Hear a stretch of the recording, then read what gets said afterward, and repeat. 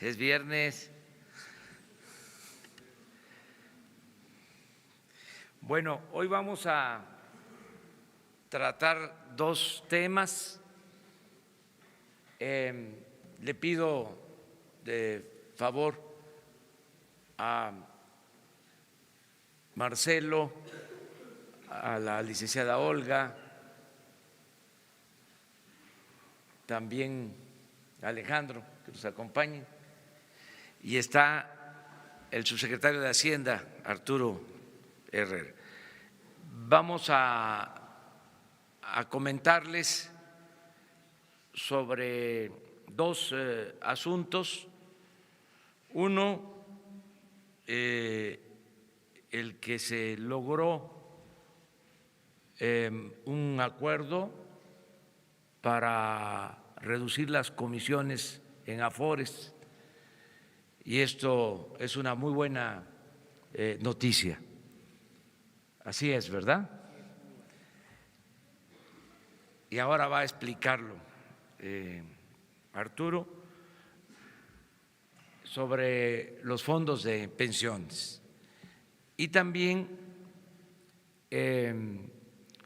vamos a dar una respuesta inicial a la decisión que tomó ayer el gobierno de Estados Unidos en materia migratoria.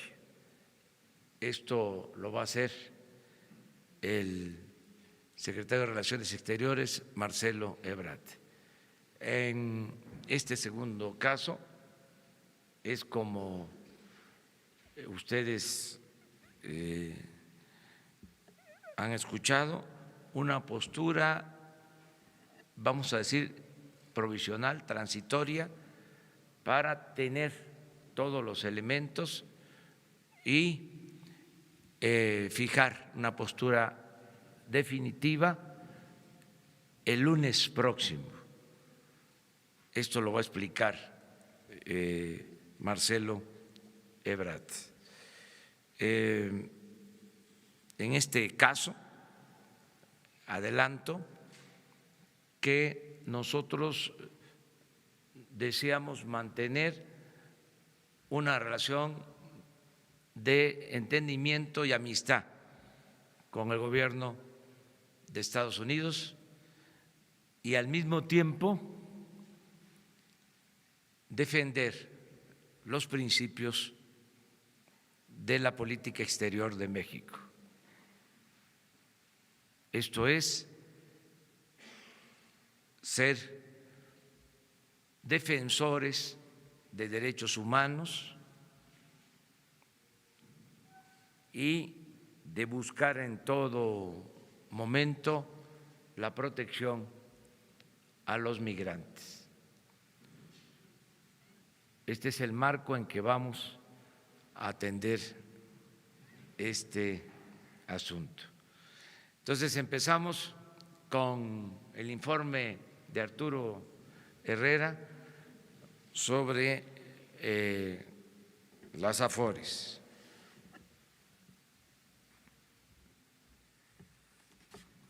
Muchísimas gracias, presidente.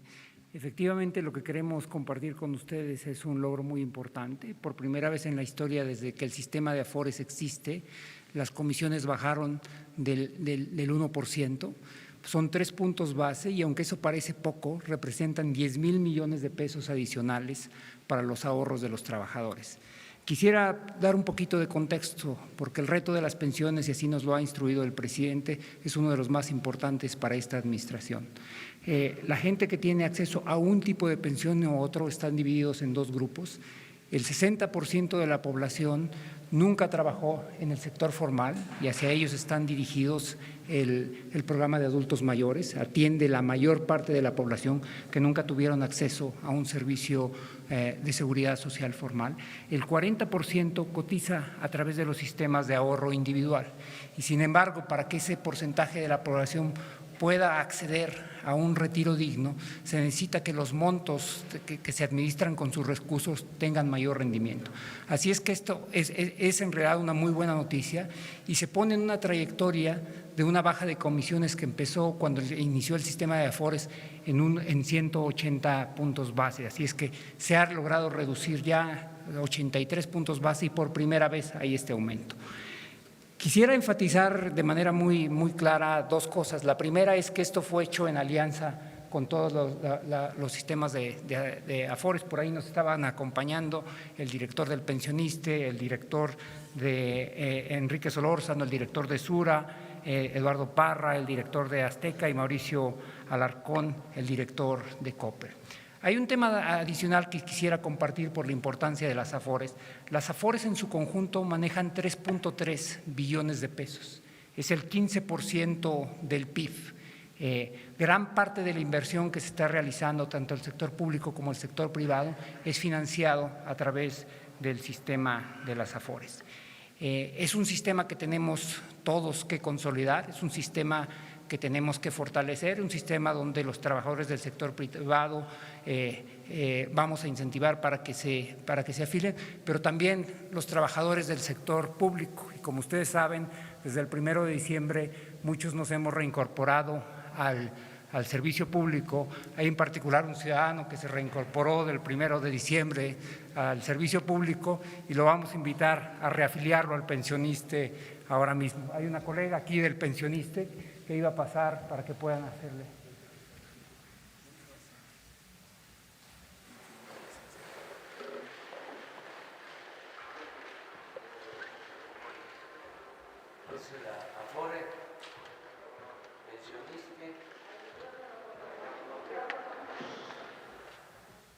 Es la Afore Pensioniste que me corresponde. Tengo información, no sé si sea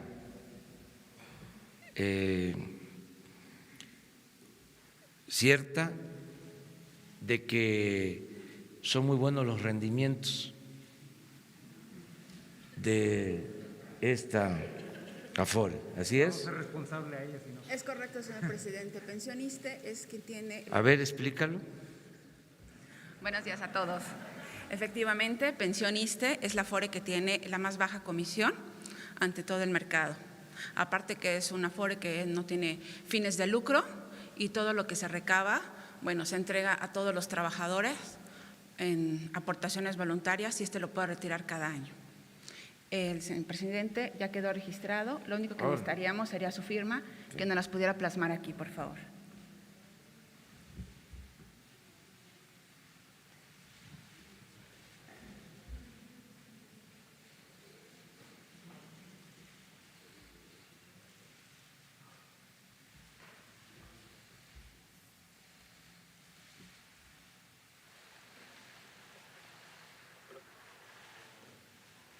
Bueno, pues es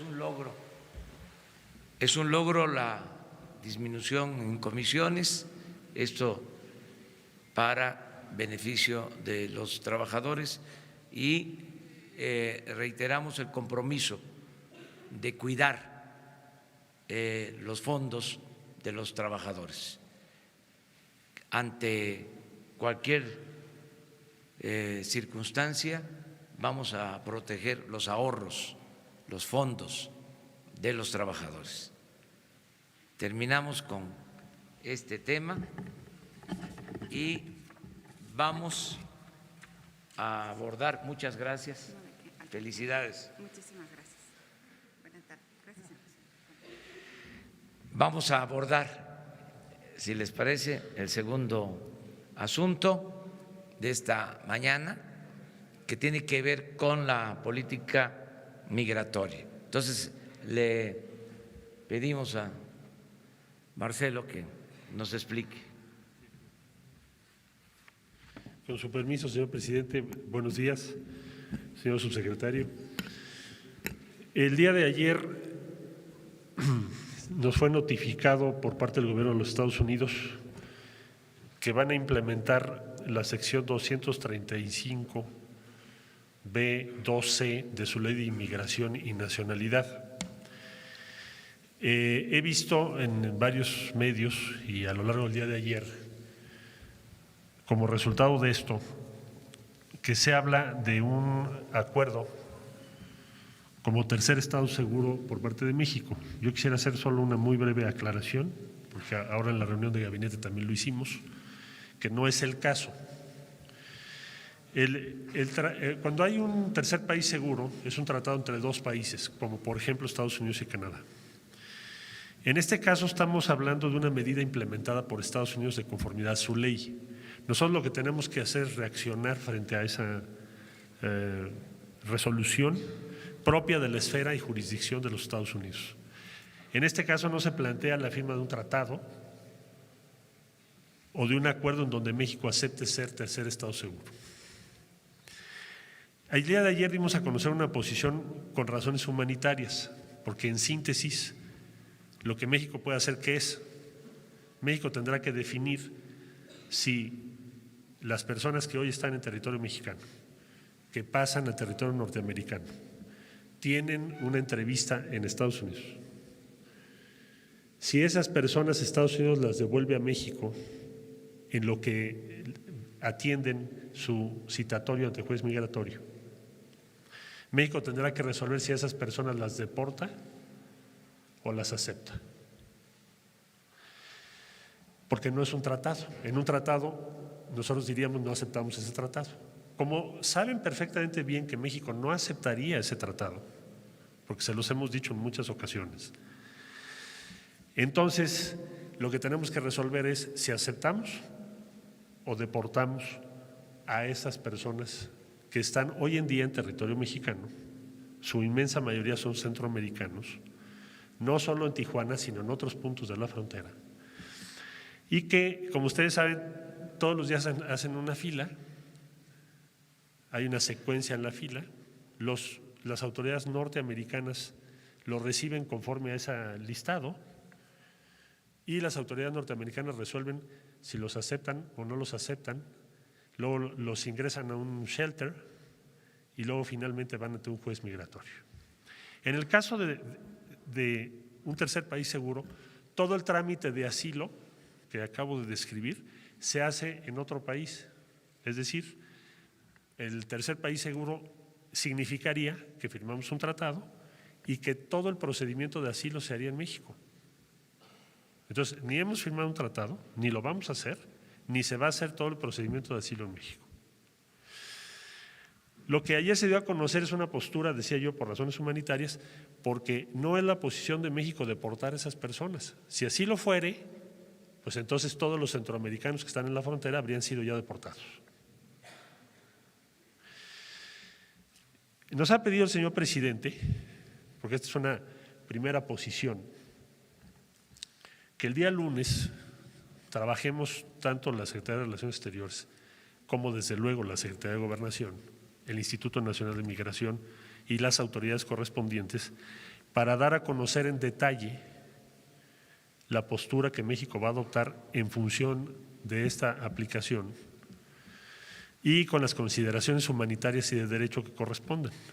Entonces estamos trabajando en ello. Nosotros fuimos notificados el día de ayer, como ustedes saben, y el día de ayer dimos esta respuesta que es un posicionamiento de carácter humanitario. México no va a deportar a las personas que están buscando asilo.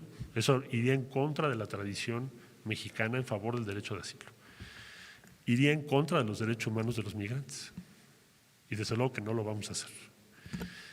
Quisiera yo concluir este primer comentario, si me lo permite, señor presidente, con dos datos importantes que creo que hay que tener en mente.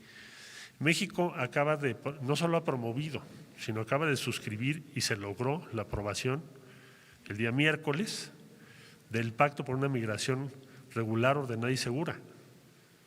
De hecho, la Secretaría de Gobernación ha hecho un inmenso esfuerzo y el día miércoles se dio a conocer la política que México va a seguir en materia migratoria, que desde luego no solo es divergente, sino yo diría en muchos sentidos opuesta a la que Estados Unidos está haciendo en su jurisdicción. Y esa política migratoria mexicana es la que va a informar todos los pasos que demos en esta materia, tanto en el exterior como en el interior de México.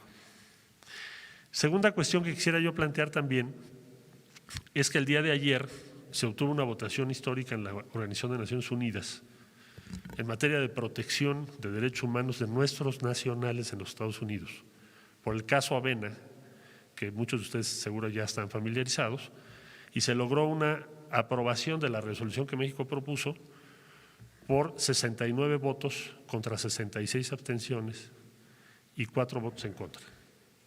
Y esto sienta un precedente de la mayor magnitud para la protección de nuestros connacionales en los Estados Unidos, porque van a tener que tener, y Estados Unidos tendrá que garantizar servicios de intérprete y traducción para aquellos que son procesados en aquel país. En síntesis, el día lunes les daríamos en detalle qué es lo que México va a hacer sobre lo que nos ha sido comunicado y cómo se va a hacer, que es lo más importante, tomando en cuenta esta dimensión que acabo de referir. Gracias por su atención. Bueno, pues ya informamos en lo general. Ahora vamos a las preguntas y respuestas. Acuérdense que vamos a tardar menos en esta ocasión porque ayer se nos pasó el tiempo. Primera fila. Gracias, presidente. Estefanía Ochoa, de ADN 40. Yo quisiera saber con cuántas personas que están buscando refugio tendría México la capacidad de albergar, tomando en cuenta que tan solo en este año fueron más de 92,000 personas. Y ya hay un estimado, porque ayer el Instituto Nacional de Migración hablaba de que no hay los suficientes recursos para que estén aquí. Y la segunda pregunta es, el proyecto que hay para la urbanización de uno de los terrenos de la Sedena, ¿qué diferencias tiene con el proyecto que propuso el expresidente que iba en el mismo sentido? Para que nos dé algunos detalles al respecto.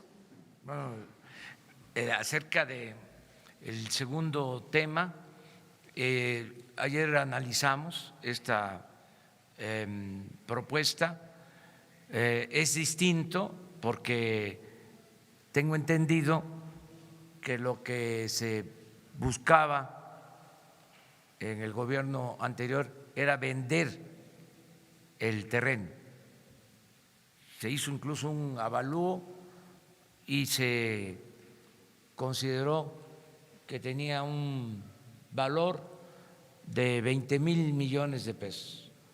Nosotros no vamos a vender el terreno para empezar a diferenciar. En segundo lugar, ayer, y yo también se los adelanté, se quiere utilizar el terreno en lo fundamental para hacer un parque. Es la cuarta sección del bosque de Chapultepec. Ayer incluso les hablaba del 70% de la superficie del terreno disponible, porque son 150 hectáreas, y hay alrededor de 50 hectáreas que tienen que ver con instalaciones,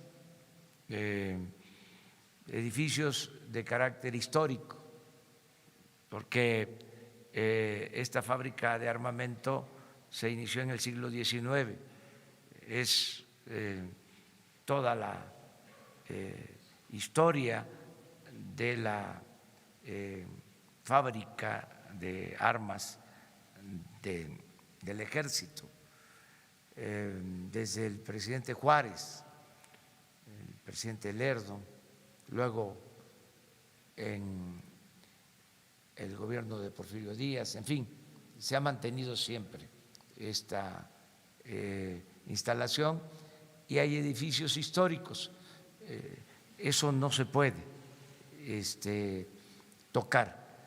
Lo mismo, hay unidades habitacionales del ejército, hay instalaciones de recreación para elementos del ejército. Entonces quedan disponibles como 100 hectáreas. Cuando se hizo el avalúo al que hice mención, se consideró esa superficie. Ahí están las plantas en esas 100 hectáreas, ahí están las fábricas de armas que se están trasladando a Puebla. Ya esa parte, por ejemplo, pues ha sido impactada, ya está urbanizada. Estamos hablando de fábricas que están construidas. Ese es parte del terreno que se utilizaría con propósito de urbanización. Yo les comentaba ayer, repito, de que calculábamos que de las 100 hectáreas, 70 iban a utilizarse para la cuarta sección del bosque, un parque para Santa Fe, para el poblado, para el pueblo de Santa Fe, histórico también de Santa Fe, pero ayer se acordó que se podría destinar hasta el 85% para el parque y solo utilizar un 15%, que es la zona ya, no me gusta la palabra, pero la voy a usar, la zona ya impactada, es decir, que ya había edificaciones o hay instalaciones. Entonces, estamos cuidando no afectar el medio ambiente y al mismo tiempo que lo que se obtenga, que no va a ser mucha utilidad, porque estamos cuidando de que sea muy baja la densidad para no impactar vialidades, no afectar mantos acuíferos, hay barrancas, no tirar árboles, como sería muy poco lo que podría utilizarse, repito, lo mismo que ya está utilizado, pues esa utilidad que se tendría, aunque sea poca, serviría para adquirir terrenos y construir instalaciones hasta donde alcance para la Guardia Nacional. Todo esto en su momento se va a explicar a los ciudadanos. Ayer acordamos que en un mes vamos a tener ya una propuesta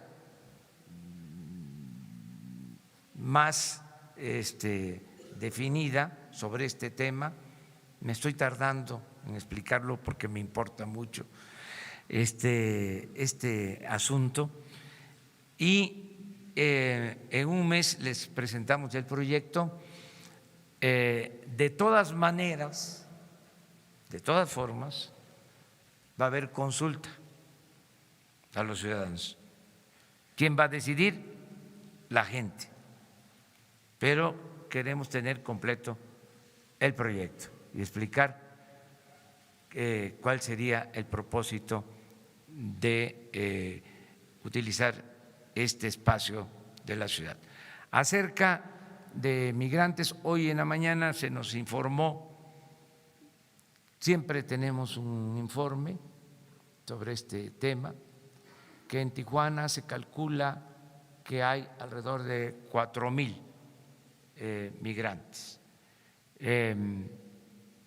Quien tiene más la información sobre esto es Alejandro. Le voy a pedir que él les conteste. Con su autorización, señor presidente.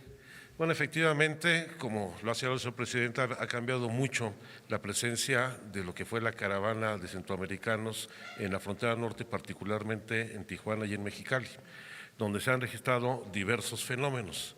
El más importante es el haber puesto orden y regular la presencia de los centroamericanos, donde incluso el día de ayer, con una acción conjunta con el Ayuntamiento de Tijuana, se consolidó uno de unos albergues que tenemos ahí consolidados, pero ha venido disminuyendo de manera significativa. Gente que ha regresado de manera voluntaria, gente que ha intentado cruzar y que ha sido retenida en los Estados Unidos y gente que se ha dispersado hacia otros lugares del país en una situación de mayor seguridad, sin vulnerabilidad. Por supuesto que la estimación que tenemos para el próximo año es que incremente de manera importante el flujo migratorio hacia nuestro país, pero bajo distintas modalidades, no necesariamente buscando la figura de refugio. La estimación puede oscilar entre 48,000 y cerca de 80,000 personas. Pero hay que señalar que los mecanismos de movilidad humana y de migración en la región sur de nuestro país tienen distintas connotaciones. Ha habido, yo creo que falta de conocimiento de mucha de la información de fondo de lo que son los fenómenos migratorios en nuestro país, porque estos flujos migratorios como el de la caravana se presentan todos los días en la frontera sur. La modificación fue la modalidad en que ingresaron a nuestro país durante el gobierno anterior, lo cual vamos a atender para que todo ingreso por la frontera sur sea de manera ordenada, regulada, segura, cumpliendo con las disposiciones que hemos suscrito en materia de migración a nivel internacional. Pero hay otras modalidades, están las visas de trabajo y a veces pues no se desconoce, por ejemplo, que cada año otorgamos 750,000 visas para trabajadores guatemaltecos particularmente que vienen a laborar en las actividades agropecuarias en el sureste del país. O se integran distintas visas de carácter turístico o de visitante temporal en México, donde lamentablemente, y ese es uno de los problemas que tenemos que enfrentar, de las visas que otorgamos en la frontera sur, solo el 2.5% se otorgan a ciudadanos hondureños, lo cual pues alienta de manera lamentable pues la informalidad del ingreso hacia nuestro país. Entonces va a haber cambios importantes en los flujos migratorios el próximo año, particularmente con los proyectos de inversión que el gobierno tiene en el sureste con la construcción del Tren Maya, el corredor transísmico, la refinería en Dos Bocas, otras inversiones que se deriven del fondo de inversión que los Estados Unidos ha comprometido para el desarrollo del Triángulo Norte de Centroamérica y en el sur de nuestro país, y con toda seguridad esto va a alentar algo que ya también viene presentándose. Ya el empleo de muchos trabajadores centroamericanos no se da estrictamente en las labores agropecuarias, sino también se han movido hacia la industria de la construcción y la prestación de servicios en el sur y en todo el país. Así es que la política va a ser básicamente de regulación para poner orden. Estos flujos que ya existen pueden estar plenamente documentados, ordenados, seguros y por supuesto cumpliendo con las disposiciones legales que rigen a nuestro país y a todos los habitantes mexicanos.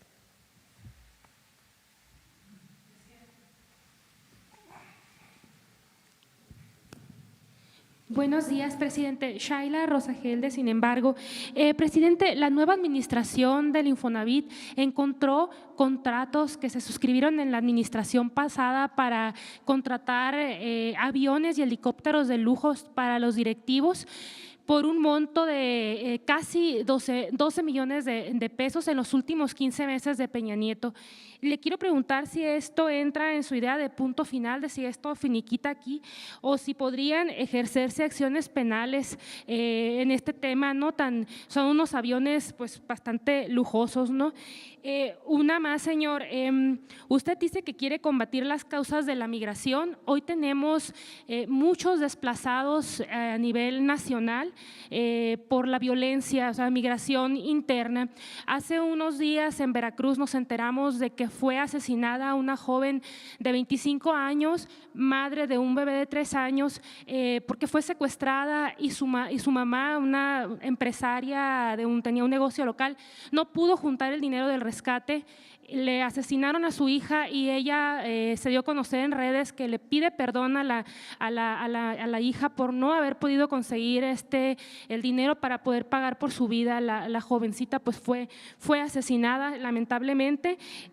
Yo le quiero preguntar ¿qué mensaje le puede usted enviar a esta madre y también a todos los mexicanos que sufren ahorita por el crimen organizado y en total impunidad? seguridad que son víctimas pues, de secuestro, de desaparición, de asesinato? Bueno, acerca del primer caso, ya se cancelan todas las rentas de helicópteros, de aviones, no van a utilizarse aviones, helicópteros privados, ya no funciona ese sistema, ya está prohibido que los servidores públicos se trasladen en aviones privados, helicópteros privados. Acerca de posibles delitos, si hay denuncias, continúan su curso. Cuando yo hablo de punto final, estoy refiriéndome a asuntos de corrupción que se cometieron en todo el periodo neoliberal y que deben de revisarse y en su caso ser juzgados desde arriba, que ya no se continúe con la práctica de los chivos expiatorios, que se decida entre todos si eso conviene, el juzgar a los expresidentes de la República, desde Salinas hasta el licenciado Peña Nieto, pasando por Zedillo, por Fox, por Calderón.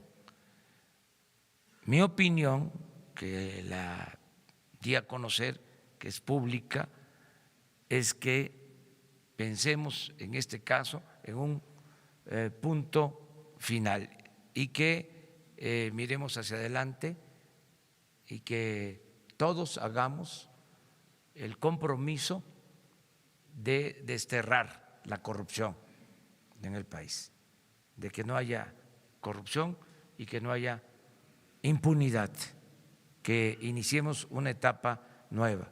De todas maneras, cuando se reforme el artículo 35 de la Constitución, que estamos esperando que los legisladores lleven a cabo esta reforma, este cambio,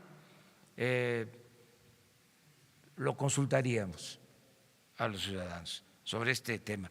Pero eso no implica que denuncias que están en curso se cancelen o que cualquier ciudadano, en uso de sus derechos, de sus facultades, pueda presentar una denuncia pública.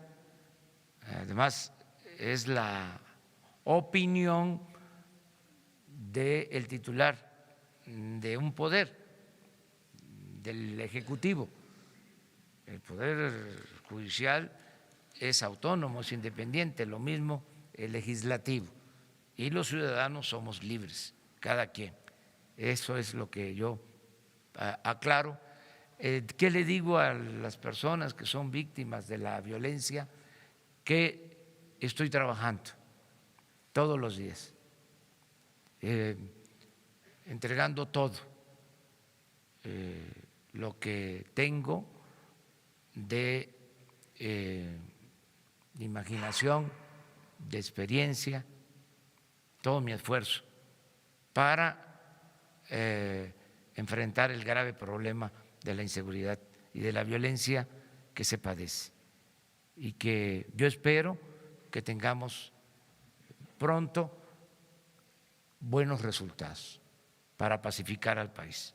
Eso es lo que le puedo decir a los que son víctimas de la inseguridad, de la violencia, y que lo lamento mucho, mucho, que comparto su tristeza en todos estos casos.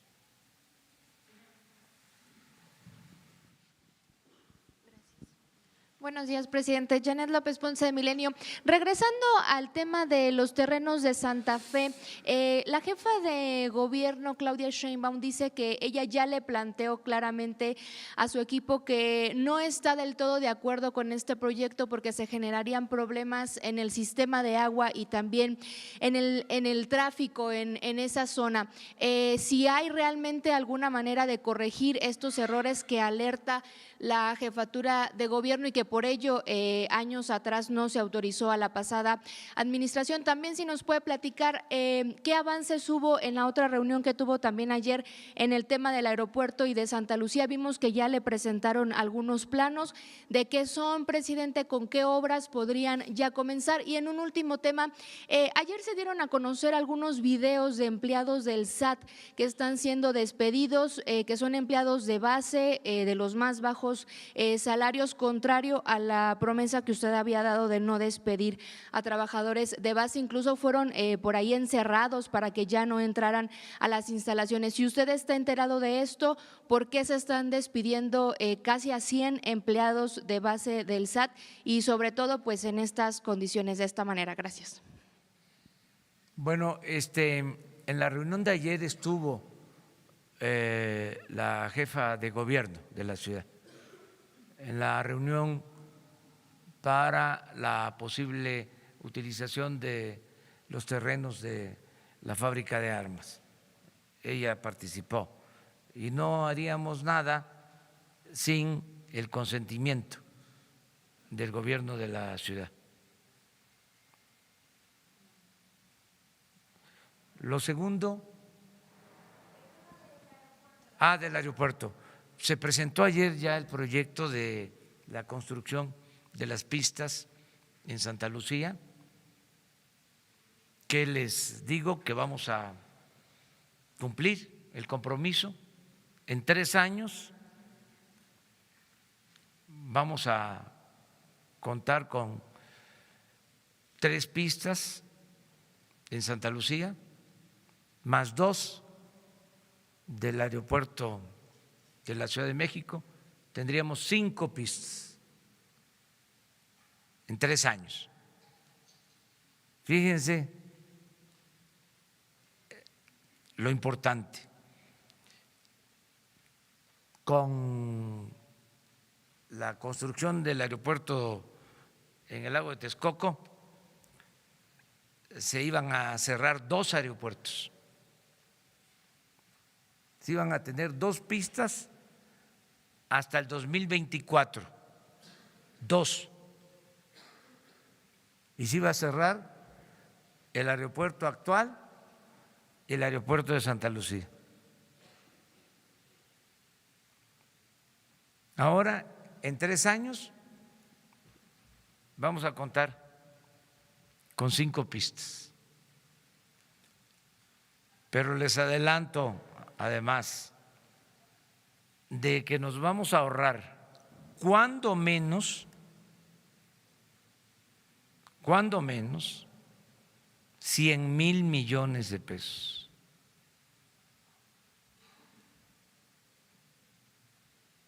Ayer se presentó ya el proyecto, se está estimando una inversión de alrededor de 70,000 millones de pesos para resolver el problema. Ya estamos en eso. No vamos a perder tiempo. Ayer se presentó ya el calendario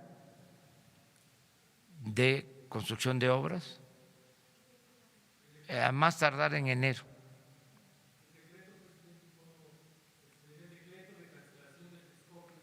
Eso hasta que se termine con todo el procedimiento de recompra de los bonos y se llegue al acuerdo con las empresas, pero va muy bien. Ya hablamos de que se resolvió muy bien lo de los bonos. Esto hasta ayudó en el fortalecimiento, o en que se apreciara, pues no ser triunfalistas, el peso ayer influyó el llegar a este acuerdo, porque pues apostaban algunos a que se iba a empantanar el problema de los bonos y afortunadamente no fue así. La verdad es que hemos recibido muchas muestras de apoyo y de confianza de inversionistas nacionales y extranjeros. Y van bien las cosas, hay estabilidad económica y financiera en el país.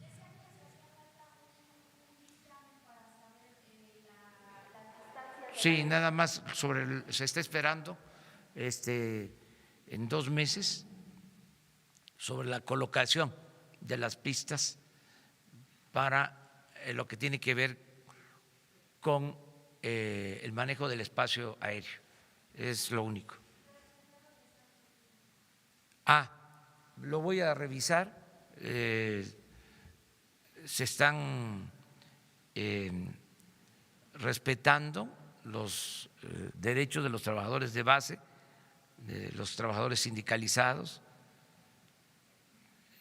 Ya hemos dicho que el ajuste es arriba, entonces voy a revisar este tema, lo voy a hacer.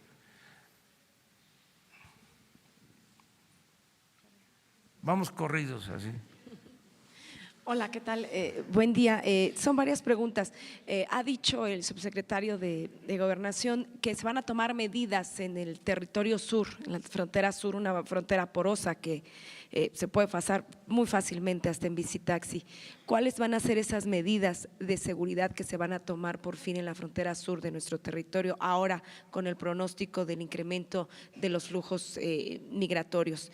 Y si nos puede decir ¿cuántos migrantes están solicitando asilo hacia los Estados Unidos y cuántos no están solicitando asilo? Y para el presidente Andrés, me gustaría saber, dentro de este cúmulo de los tenedores de bonos, en el caso de Texcoco, ¿saben si hay exfuncionarios involucrados y que podrían haber estado en la especulación? Gracias. Yo contesto, ¿no? Y luego Alejandro. Gracias. No tenemos información de que exfuncionarios estén metidos en el negocio de los bonos o en la especulación. No tenemos esa información.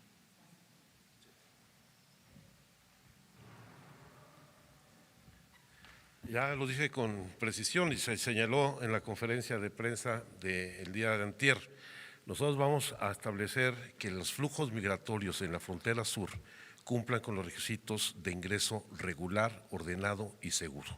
Tenemos que dar las facilidades para que ello suceda, para no seguir alentando el ingreso informal, cruzando el Suchiate o estando cruzando todos los poros, los puntos fronterizos informales que existen a lo largo de nuestra frontera sur. Y esto, por supuesto, tendrá que ver no solamente con un asunto de facilitación, sino también de coordinación y cooperación con los países de Centroamérica, donde también les corresponde hacer su trabajo para ordenar la salida de sus propios connacionales. Y la verdad es que en el caso del número de solicitudes de refugio, ahorita tenemos acumuladas desde el gobierno anterior más de 28,000. Hay que recordar que después de los sismos que son aquí en la ciudad, las instalaciones de la Comisión Mexicana de Apoyo a Refugiados se ven afectadas y se suspendió durante varios meses. Y la solicitud de refugio lleva un procedimiento donde tiene que acreditarse la vulnerabilidad a la que está sujeta el solicitante, por supuesto vinculado ya sea con la violación a sus garantías y derechos políticos o la gente que ha sido desplazada por hechos de violencia. Eso tiene que acreditarse y eso se hace en acompañamiento con ACNUR.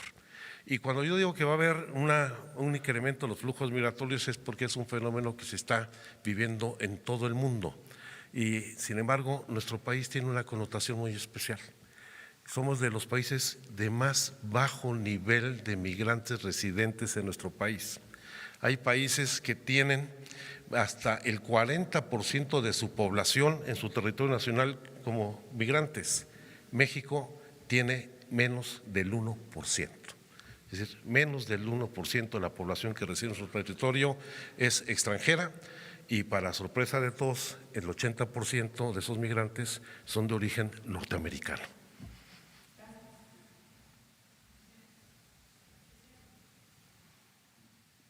Hasta aquí llevamos 5 y luego vamos así, 5 más. Buenos días, presidente. Sósimo Camacho, de la revista Contralínea.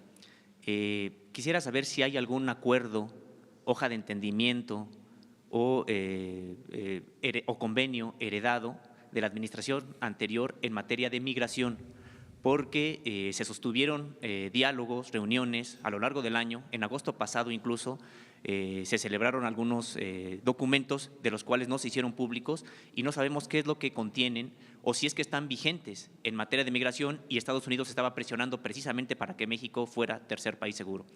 También en materia de relación de Estados Unidos con México, en esta nueva relación que se está estableciendo, en materia de seguridad específicamente, si es que ya salieron o piensan salir las agencias estadounidenses con presencia en México como la CIA, la DEA, de las cuales incluso se documentaron oficinas que tenían aquí en México.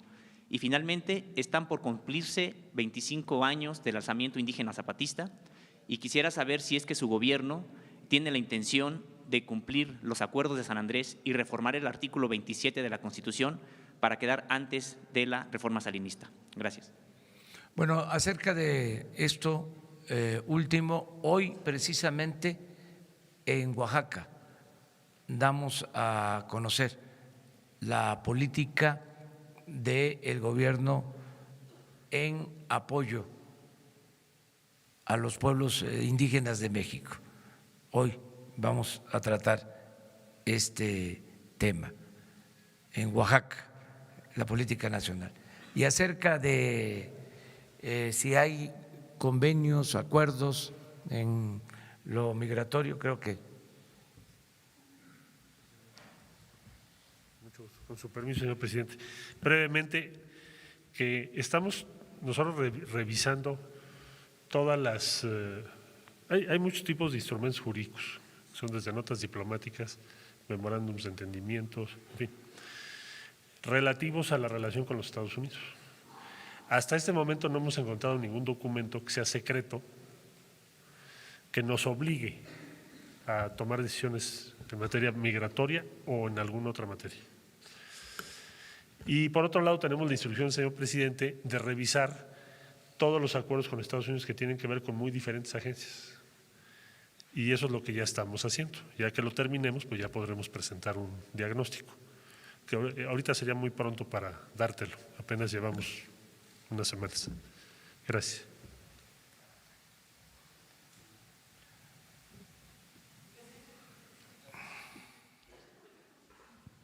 Eric Pinto, de Capital 21, presidente. Oiga, ayer usted comentaba en el tema del adelanto de las participaciones que la Secretaría de Hacienda le decía que no es un proceso tan fácil. ¿Nos pudiera platicar por qué no es un proceso tan fácil? ¿Qué le han comentado?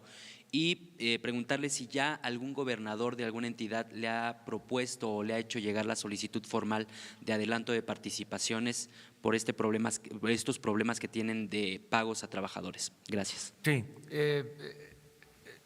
La dificultad tiene que ver con la aprobación del nuevo presupuesto,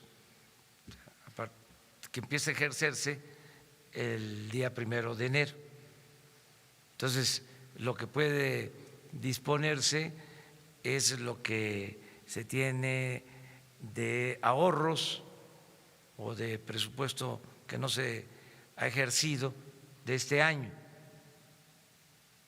Por eso la Secretaría de Hacienda me hizo esa aclaración. Sin embargo, están buscando la forma de resolverlo. ¿En qué casos? Tengo información de que se está atendiendo.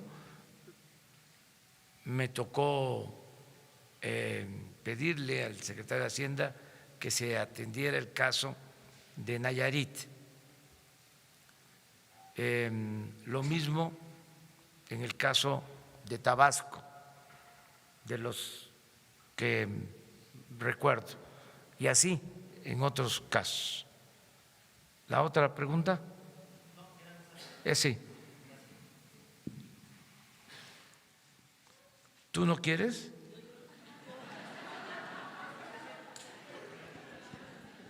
Boni Moctezuma, de la Agencia Informativa de Educación. Mi pregunta es, ¿cuáles son sus prioridades en la infraestructura educativa?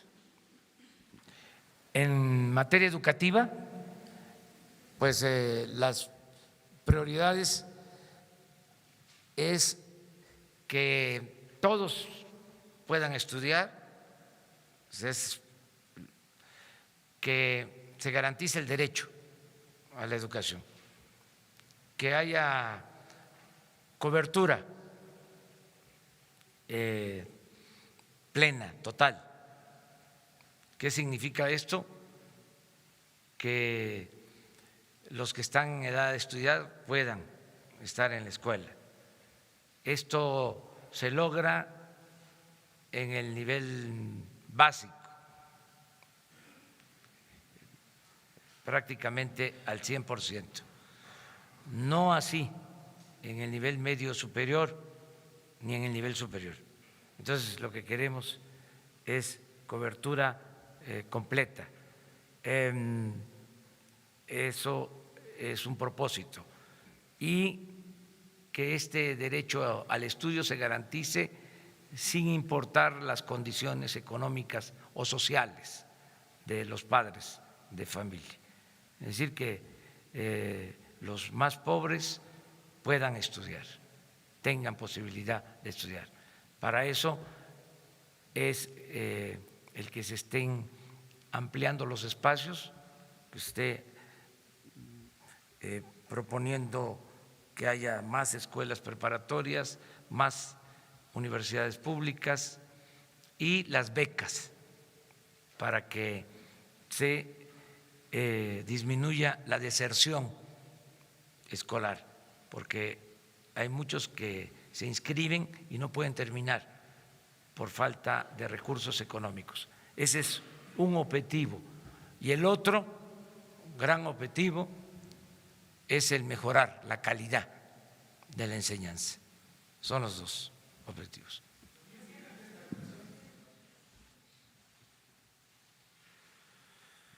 ¿Tú primero? No levantó la mano, sí. Buenos días, presidente. Enrique Legorreta, de Quinto Poder. Y preguntarle, el día de ayer con la aprobación de los cambios a la reforma constitucional para la aplicación de la Guardia Nacional, hubo voces de la sociedad civil que inclusive entraron a la Cámara y tomaron las mesas de la discusión. ¿Qué mensaje les da a esta solicitud de que no sea una guardia militar la que sea encargada de la seguridad? Gracias.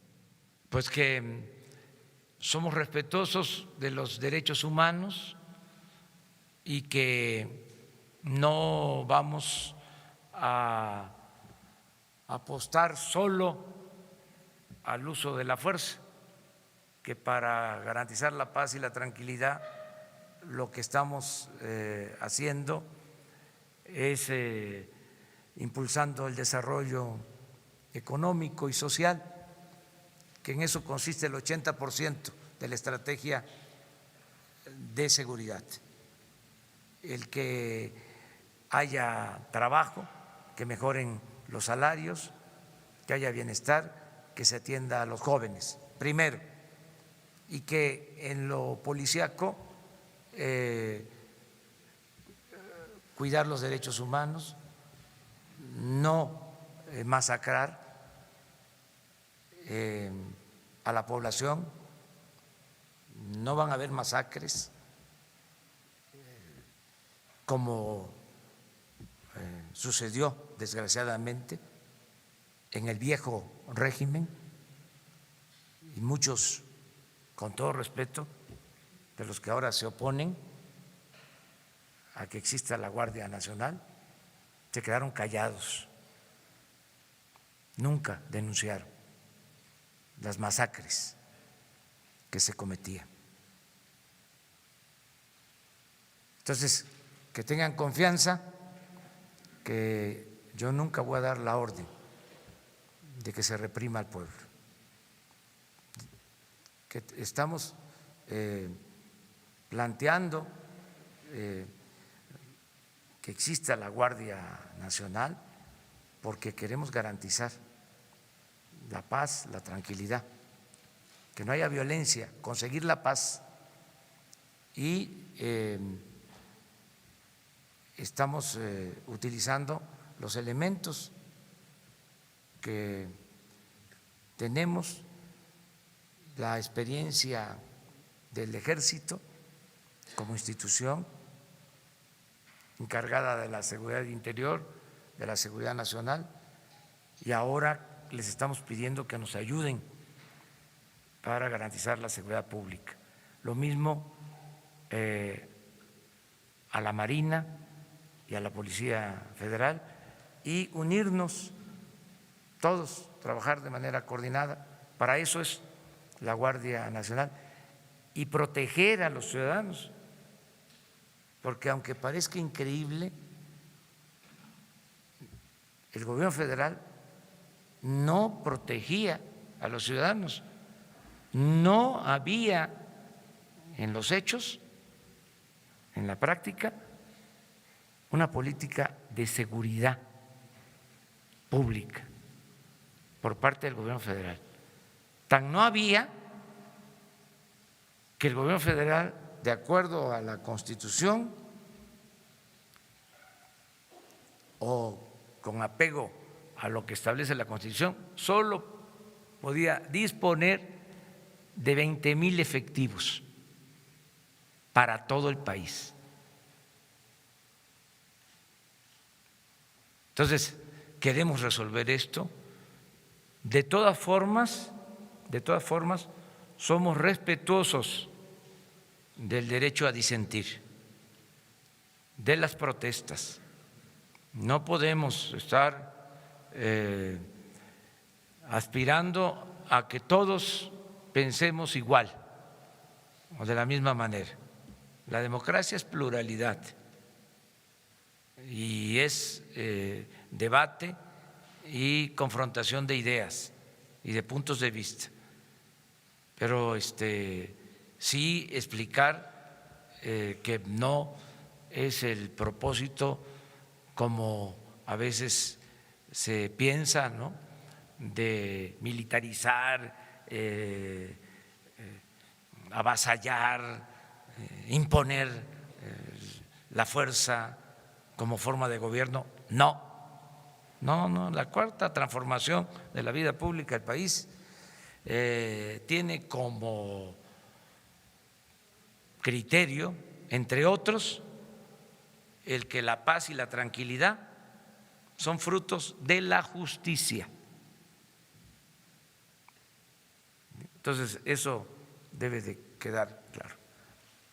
Buenos días, señor presidente. Dos preguntas. Daniel Blancas, de La Crónica. La primera, se ha hablado en los últimos días pues, de los beneficios para gran parte de la población del aumento del salario mínimo. Sin embargo, en un retrato paradójico, ha habido ya algunas inquietudes de otro sector de la población que quizá no es el que es el más bajo, pero está arribita de los de abajo, que es este sector de la población que tiene créditos con el Infonavit o con el Foviste en salarios mínimos y están preocupados por pues el repunte que pudieran tener sus saldos. ¿Hay algún programa, algún beneficio para estas personas que tienen créditos en salarios mínimos? Esa es una pregunta. Y la otra es, usted nos ha hablado pues de los censos que se están desarrollando en todo el país para los programas sociales. Efectivamente los hemos visto en la calle, a estos grupos que están pasando casa por casa, pero hemos notado que algunos de ellos llevan ciertas alusiones a un partido político que es Morena. Se presentan como voluntarios de la Cuarta Transformación, y llevan pues algunos chalecos, algunas mochilas con Morena. ¿Cuál es la reflexión que usted hace sobre este asunto? ¿Le interesa, digamos, marcar la línea entre gobierno y partido o es un asunto al que tenemos que acostumbrarnos como parte de la acción de gobierno? Muy buenas tus dos preguntas. Ya he recibido la inquietud de trabajadores que tienen créditos con el Infonavit y están preocupados porque aumenta el salario mínimo y ellos tienen que pagar sus créditos a partir del incremento al salario mínimo. Ya se está buscando una opción, una alternativa. Les diría que no se preocupen, que vamos a atender sus preocupaciones, sus demandas, que vamos a dar respuesta a esa inquietud. Ya estamos analizándolo. No se les va a perjudicar. O sea, vamos a buscar una solución a este tema. Lo adelanto y luego lo voy a exponer.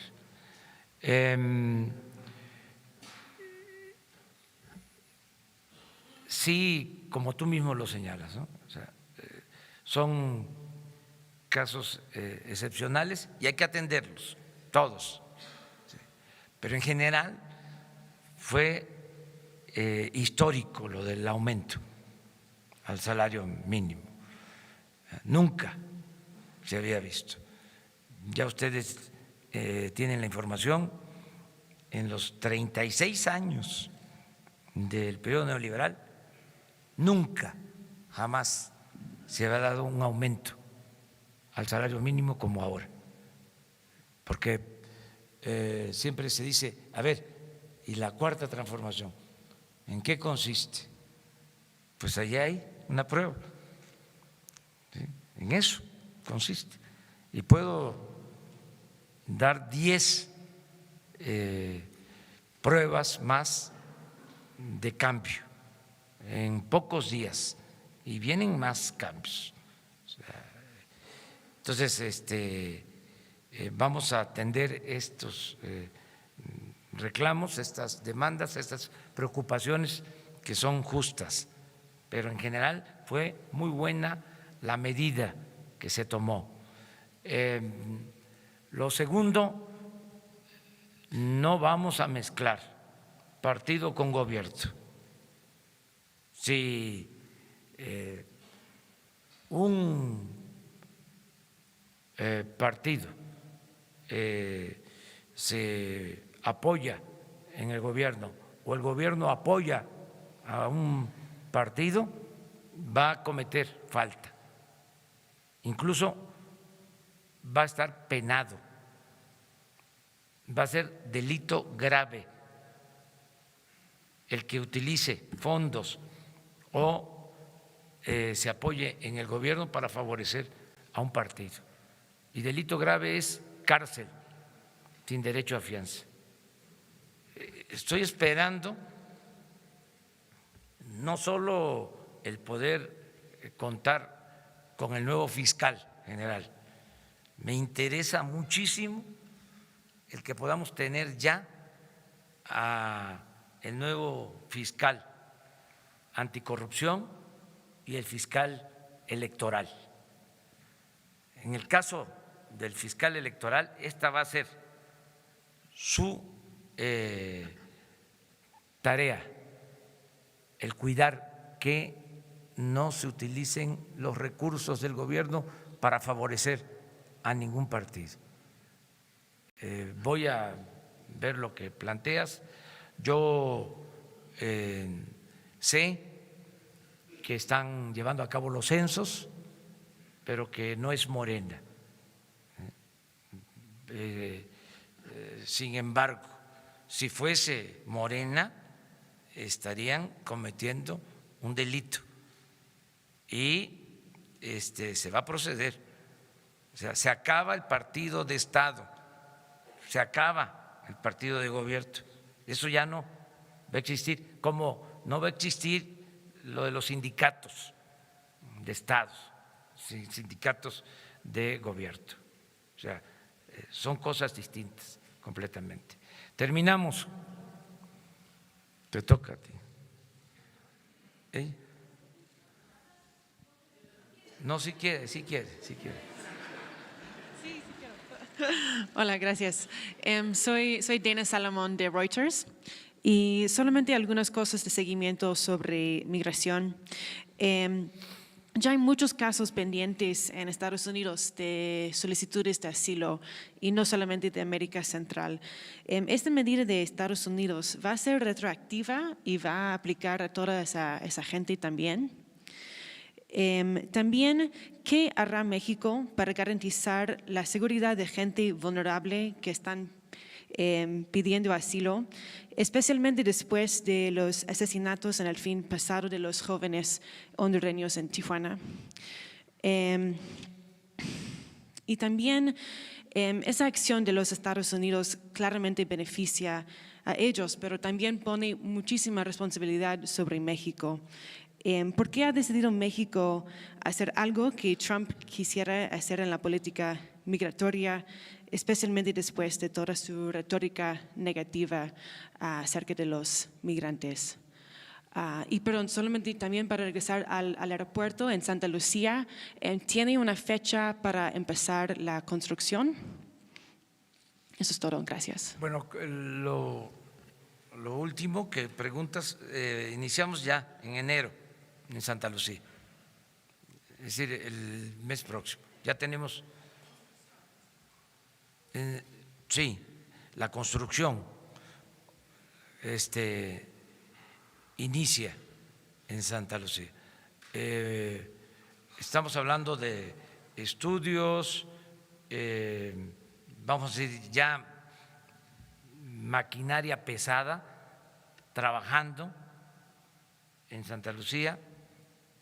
Si mal no recuerdo, porque ayer me presentaron el programa, va a ser en marzo, ya,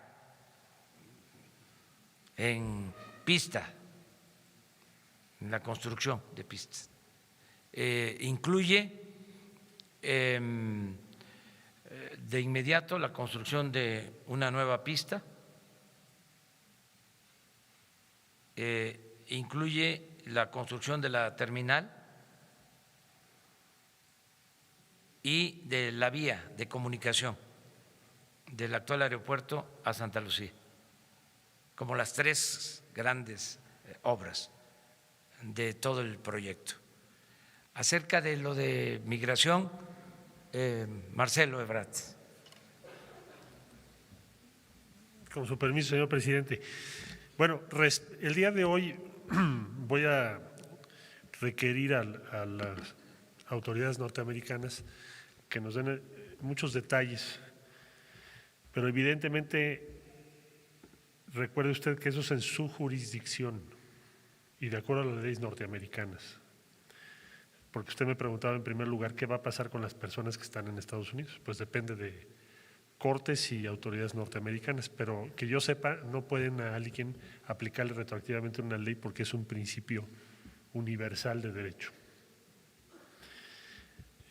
Segundo lugar, nosotros más que pensar en aceptar o no algo que proponga el presidente Trump, lo que nos preocupa es la condición de las personas. Las personas hoy están en territorio mexicano, ya lo explicó aquí el señor subsecretario, y México ha resuelto darles respaldo humanitario todo el tiempo. Y lo que nos hemos planteado, si alguna de estas personas que entró a Estados Unidos regresa a México, no lo vamos a deportar. La política de México no son las deportaciones de estas personas. Ya el lunes, cuando tengamos claro qué es lo que Estados Unidos está planteando, por eso dijo el señor presidente que el día lunes podríamos ya tener una respuesta más precisa, porque hoy en día solamente tenemos la disposición general. La reacción mexicana es humanitaria, no es política. Es respecto a las personas y sus derechos, y eso es lo que nos preocupa. Gracias.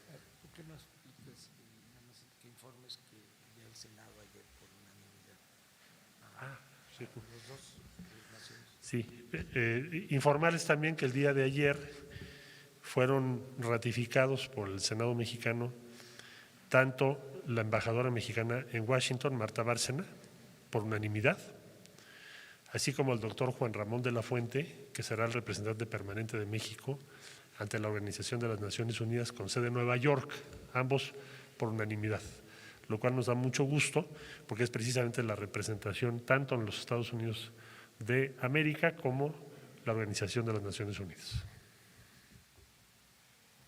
Muchas gracias. El lunes estamos de nuevo con ustedes, el lunes 24. El 25 sí no vamos a tener esta rueda de prensa. El 26 sí. Muy bien, muchas gracias.